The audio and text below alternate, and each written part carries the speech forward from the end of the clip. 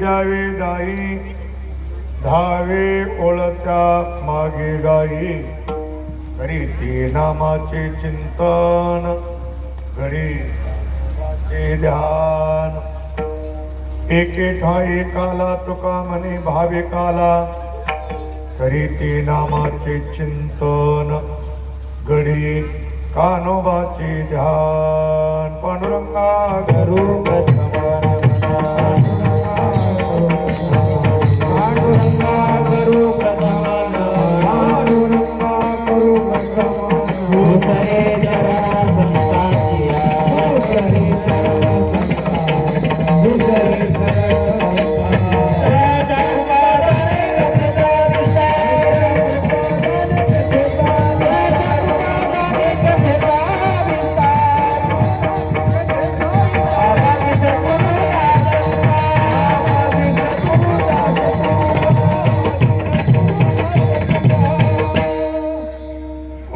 ज्ञानेश्वरा करुणाकरा दयाळा तुमचा अनुग्रह लाधलो पावन झालो चराचरी जयांचे केले स्मरण होय सकळ विद्यांचे अधिकरण श्री वंदो श्री चरण श्री गुरूंचे ते नमस्कारुनी आता देवा आदि देवा जगत्रय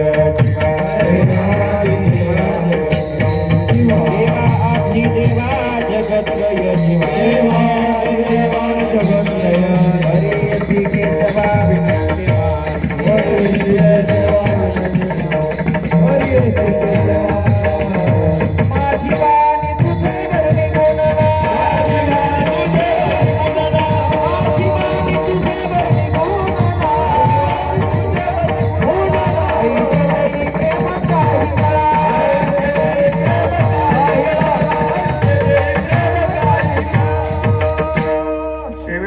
सेवक झालो तुमच्या लागलो निज चरणा आहो स्वामी तुकया देवा यावरी न करावा अवहीर पाहता गोळी खाय त्यांची उष्टावळी करीते नामाचे चिंतन घडी कानोबाचे ध्यान। आज आपल्या या पावटाणा गावी प्रतिवार्षिक स्वरूपामध्ये संपन्न होणारं आपलं हे भक्ती अनुष्ठान याही वर्षी अतिशय श्रद्धायुक्त अंतकरणाने समस्त ग्रामस्थ मंडळी एकत्रित येत सर्वांच्या सहभागातून दानशूर दात्याच्या अन्नदानातून देणगीदारांकडून स्त्री पुरुष माता मावल्या आबालवृद्ध सर्वांच्या सहकार्यातून हा आपला महोत्सव सांगतेकडे वाटचाल करत आहे। आपलं जीवन धन्य बनावं, आपल्या जन्म जीवनाची सार्थकता साधता यावी, आपला जन्म सफल व्हावा असं वाटत असेल तर ती साफल्यता ही ज्या साधनेनं प्राप्त होत असते त्या साधनेचं नाव आहे परमार्थ। आणि त्या परमार्थातली वृत्ती अखंड टिकून राहण्याकरता जे ऐकावं लागतं त्याला कीर्तन म्हणतात। आणि या परमार्थाची साधना ज्या अवस्थेत गेल्यानंतर सिद्ध अवस्थेला जाऊन पोहोचते त्या अवस्थेचं नाव आहे काला। आणि म्हणून काल्याशिवाय साधनेची सांगता होत नाही आणि काला झाला की परमार्थिक साधनेची सांगता होत असते। काला ही अंतिम स्थिती आहे, काला ही अंतिम अनुभूती आहे। म्हणून काल्यापर्यंत जाईपर्यंत आपल्याला चिंतन अखंड करावं लागतं आणि त्याच परंपरेचा विचार आपल्या लक्षात यावा म्हणून ही काल्याची परंपरा आहे। विठाला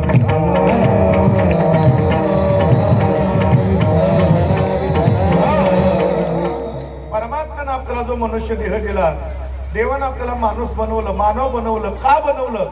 काला करण्याकरता बनवलं।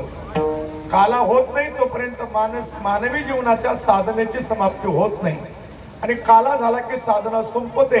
म्हणून काला करण्याकरता परमात्म्याने आपल्याला मनुष्य देह दिला, त्याची जाणीव आपल्याला पुन्हा पुन्हा व्हावी म्हणून ही प्रत्येक वेळेला काल्याचं कीर्तन करावं लागतं। मग काही माणसं म्हणतील पुन्हा पुन्हा सांगायची काय गरज आहे, प्रत्येक वर्षीच काल्याचं कीर्तन कृष्णाचं चरित्र दुसऱ्या कीर्तनानं सांगता करता येत नाही का? येत नाही, कारण परमार्थाची साधना काल्याशिवाय सांगते जात नाही। मग पुन्हा पुन्हा का? त्याचं अगदी सरळ सोप्या भाषेत उत्तर असं आहे, आपल्याला एकदा सांगितलेलं कळत नाही म्हणून, दुसरं काही कारण नाही त्याचं। जर एकदा सांगितले आनंद प्राप्ती करता असली पाहिजे आणि आनंदाची प्राप्ती ज्या क्षणाला मिळते त्या स्थितीचं, त्या अनुभूतीचं, त्या क्षणाचं नाव आहे काला. काला म्हणजे काय? सतत आवाज असते ते त्याला मागं घेता येते का बघा. काला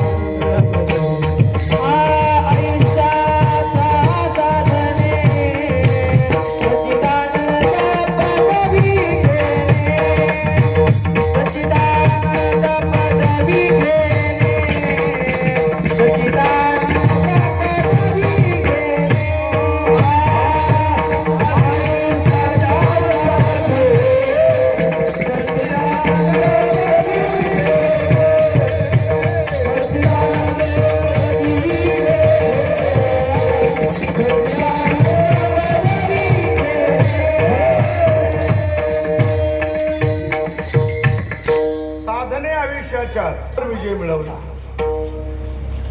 ही क्रांती आहे. सगळं जग कशा करता प्रयत्न करते दुःखावर विजय मिळावा म्हणून.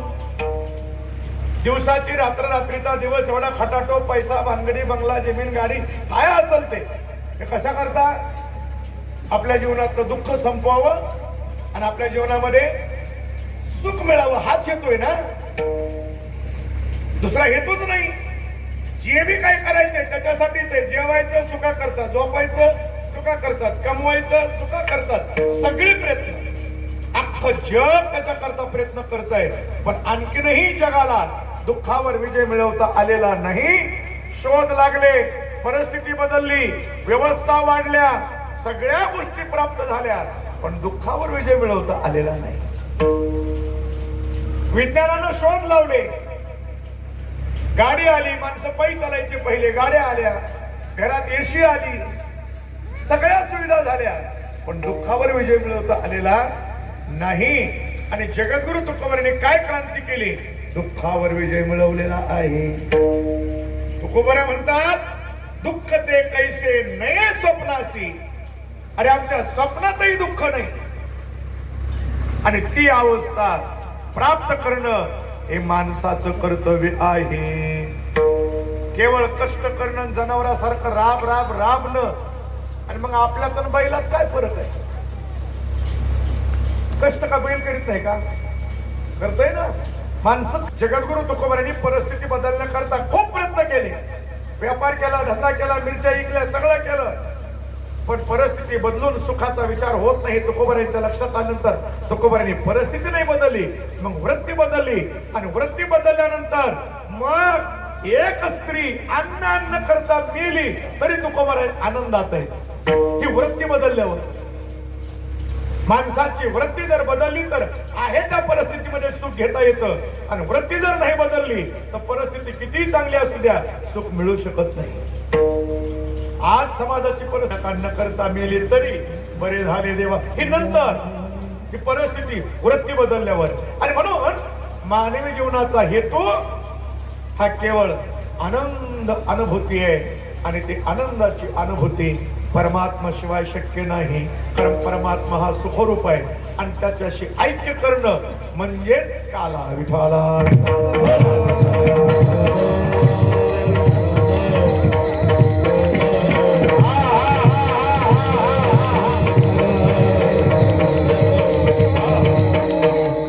आणि ही अवस्था ज्या साधकाच्या जीवनात प्राप्त झाली त्या साधकाचं जीवन परमात्मा धन्य बनवतो. आणि धन्य ज्यांचं जीवन बनलंय त्या साधकाचा विचार या अभंगातून केलेला आहे. हा अभंग साधनेची झालेली सफलता दाखवणारा अभंग आहे. परमार्थमय जीवन ज्यावेळेला धन्यतेकडे जातं त्यावेळेला भगवत कृपा ही सहज त्याला अनुभूतीला येते.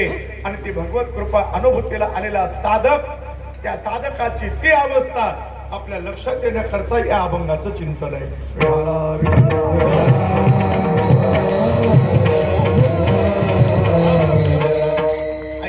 लक्षात आलं तर पहा, नाही तर पुढे जाऊ आपण.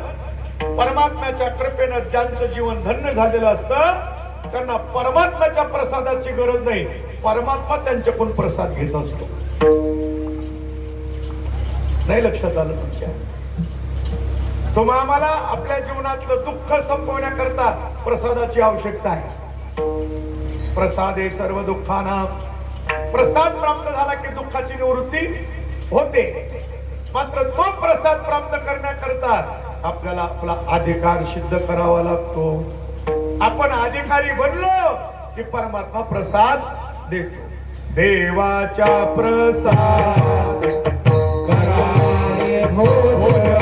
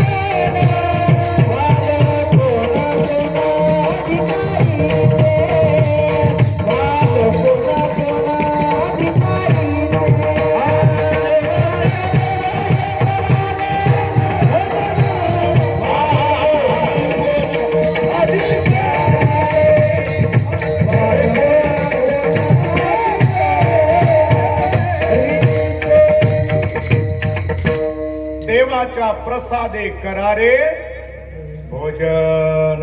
पाल कोण कोण अधिकारी. परमात्म्याच्या कृपेचा प्रसाद प्राप्त करण्याकरता आपला अधिकार सिद्ध करावा लागतो. मात्र मला जे बोलायचे ते नाही माझा पुढचा विषय. परमात्म्याकडून प्रसाद घेणं वेगळं, मात्र ज्याचं जीवन धन्य झालेलं असतं परमात्मा त्याच्याकडून प्रसाद घेतो. विठ्ठला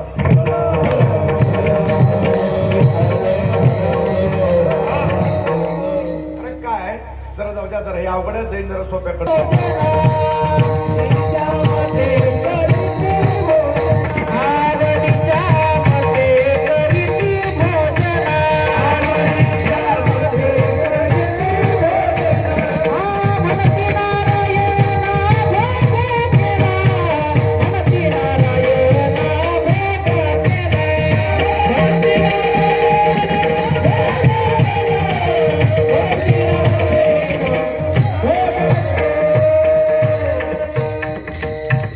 आवडीच्या मते करीती भोजना म्हणती नारायणा भोग केला. आपल्याला आवडतं ते स्वयंपाक करावा, त्याला दाखवावा आणि आपण खावा.